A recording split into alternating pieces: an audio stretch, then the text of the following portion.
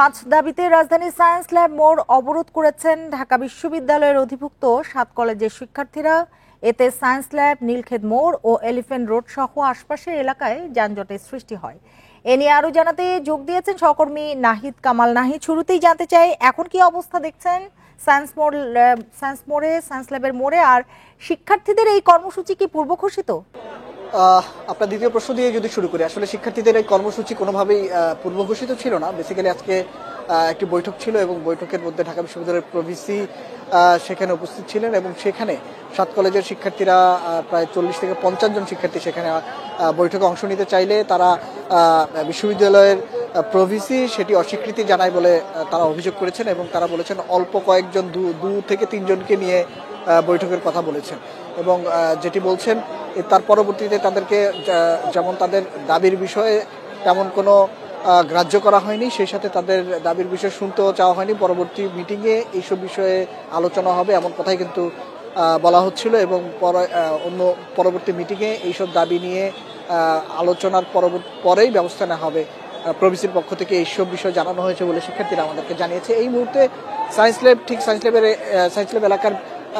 এলাকায় একেবারে যান চলাচল বন্ধ হয়ে গিয়েছে এবং জনভোগান্তি চরমে বলা চলে। প্রায় ৩ ঘন্টা ধরে এখানকার বিভিন্ন সড়কে অনেকে জ্যামে আটকা পড়ে আছে এবং ভোগান্তিও কিন্তু চরমে, বিশেষ করে নারী এবং শিশুরা সহ যারা অফিস শেষ করে যারা আসলে এই সড়কটি ব্যবহার করে তাদের গন্তব্যে পৌঁছাচ্ছিলেন তাদের কিন্তু ব্যাপক ভোগান্তিতে পড়তে হয়েছে এবং এখনও কিন্তু অনেকে রাস্তায় আটকে আছেন। সেই সাথে এই এলাকায় আসলে অবরোধ করে তারা অবস্থান কর্মসূচি পালন করায় কিন্তু এর মধ্যে শাহবাগ, তারপর হচ্ছে আপনার নীলক্ষেত সহ এর আশপাশে ধানমন্ডি এবং এর আশপাশে যেসব এলাকা রয়েছে সেসব এলাকায় পুরো যান চলাচল বন্ধ হয়ে গিয়েছে এবং দীর্ঘ যানের সারিও কিন্তু আমরা দেখতে পাচ্ছি। আমি যদি আমার সহকর্মীকে একটু দেখানোর চেষ্টা করি, এখানে যারা আছেন তারা আমাদেরকে বলেছেন আসলে যতক্ষণ না পর্যন্ত ঢাকা বিশ্ববিদ্যালয়ের প্রভিসি তাদের এই শিক্ষার্থীদের আন্দোলনে এখানে এসে প্রকাশ্যে ক্ষমা না চাইবেন তার আগ পর্যন্ত তারা এই কর্মসূচি চালিয়ে যাওয়ার ব্যাপারে একটি মত আমাদেরকে জানিয়েছেন। সেই সাথে তারা বলছেন রাত 10টা পর্যন্ত বেসিক্যালি তারা তাদের অবস্থান কর্মসূচি চালানোর ব্যাপারে আমাদেরকে জানিয়েছেন এবং তাদের প্রিন্সিপাল, ঢাকা কলেজের যে প্রিন্সিপাল আছে, প্রিন্সিপালের মাধ্যমে বিষয়টি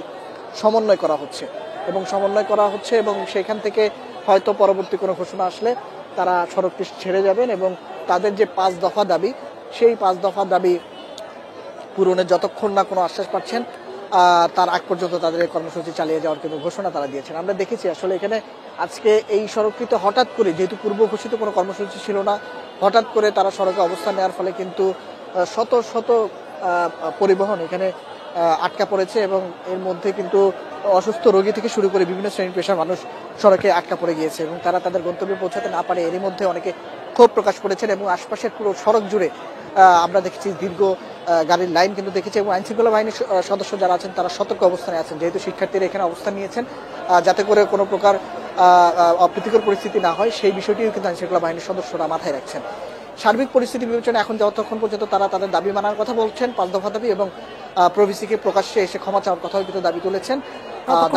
তারা অবস্থানের ঘোষণা দিয়েছেন। নাহিদ কামাল, আপনাকে অনেক ধন্যবাদ আমাদের সাথে যোগ দেওয়ার জন্য।